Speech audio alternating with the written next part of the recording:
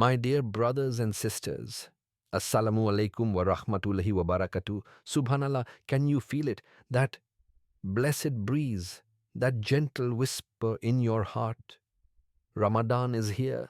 The month we've been waiting for, the month the angels await, the month when the gates of Jannah are flung wide open and the gates of Jahannam are locked shut. Some of us are meeting Ramadan for the 30th, 40th, perhaps 50th time. Some of us for the very first time. But you know what?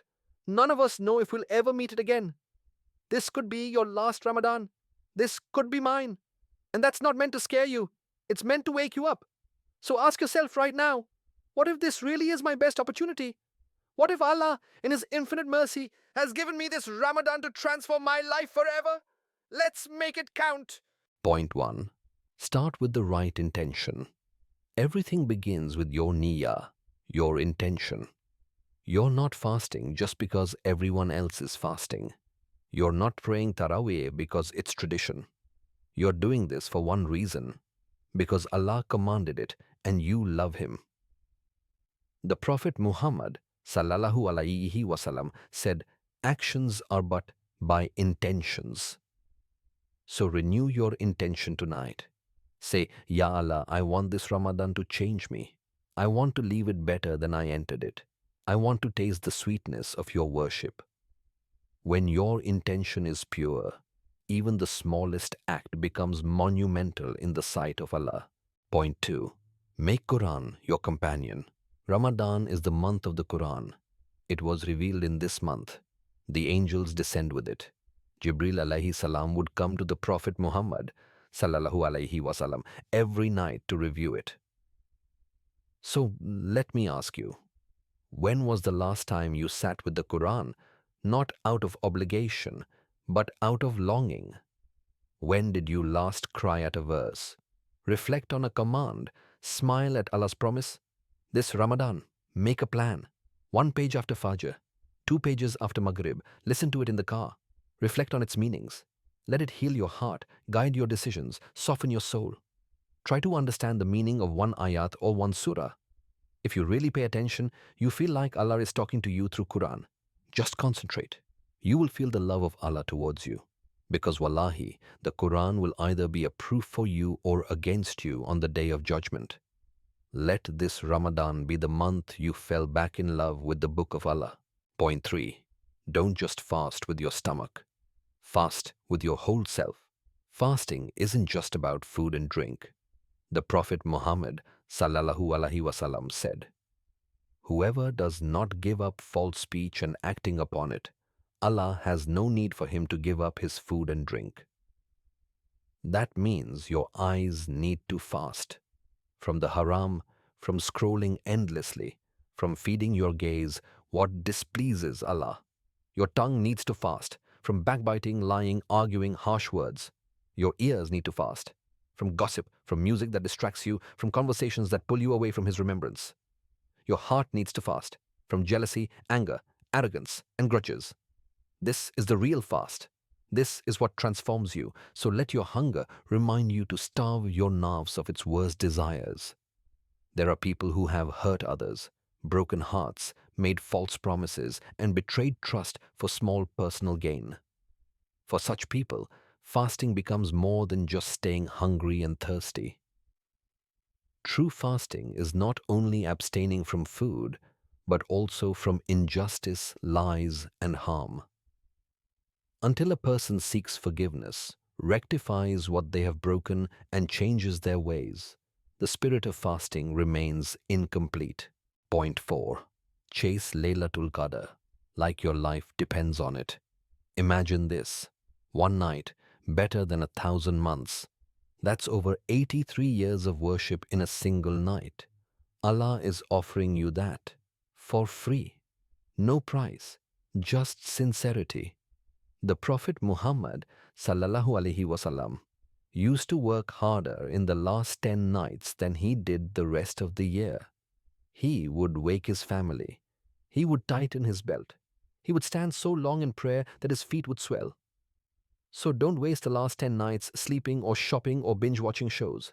Wake up, stand before your Lord, cry to Him, Ask him for everything: forgiveness, jannah, relief, guidance, healing. And say with all your heart, Allahumma innaka afuwun tuhibul afwa fafu ani.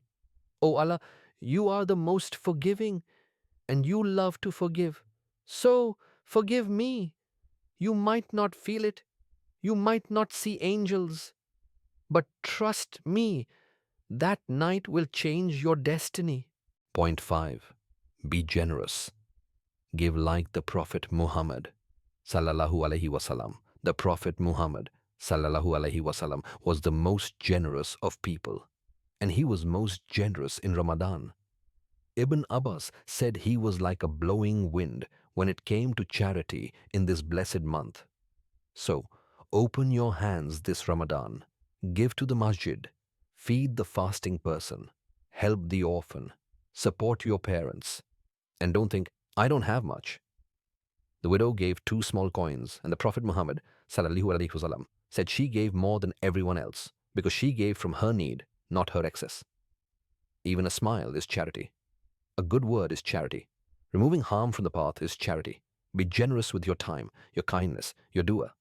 Let this Ramadan be the month your heart learns to give. Point 6. Make sincere dua every single day. Allah loves when you ask him. He gets upset when you don't.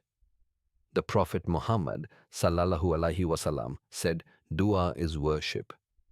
And in Ramadan, your dua is not rejected.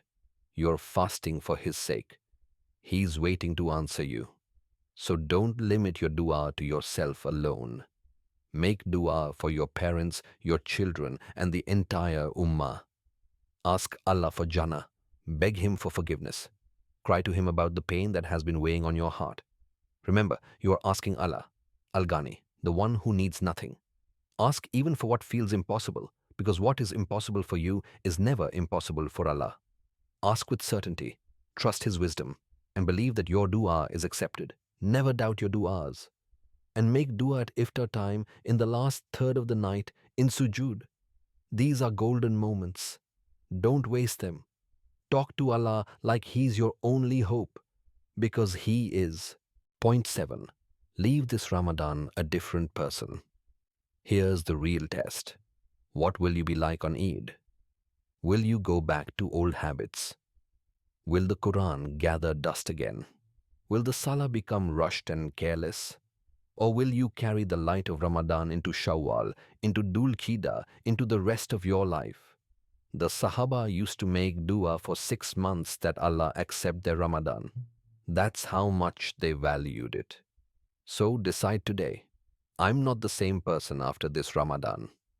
I'm going to be someone who prays Fajr on time, someone who guards their tongue, someone who loves the Quran, someone who's close to Allah. Let this Ramadan be your turning point. My dear brothers and sisters, Ramadan is a gift. Not everyone gets to experience it. Some souls left us before it came. Some will leave us before it ends. But you're here. Allah chose you to witness it. So don't let it pass you by. Don't spend it like any other month. Seize it, embrace it, transform yourself in it. Because I promise you, when you stand before Allah one day, you won't regret the sleep you missed. You won't regret the hunger you felt. You'll only regret the nights you wasted. Make this the best Ramadan of your life. Make every sajda count. Make every fast sincere. Make every dua from the depths of your soul. And inshallah, when Eid comes, you'll look back and say, Alhamdulillah, this was the month that changed everything. May Allah accept our fasting, our prayers, our tears, and our efforts. May He forgive our sins, elevate our ranks, and grant us Laylatul Qadr. May He make us among those who leave Ramadan with every sin forgiven and every dua answered. Ameen.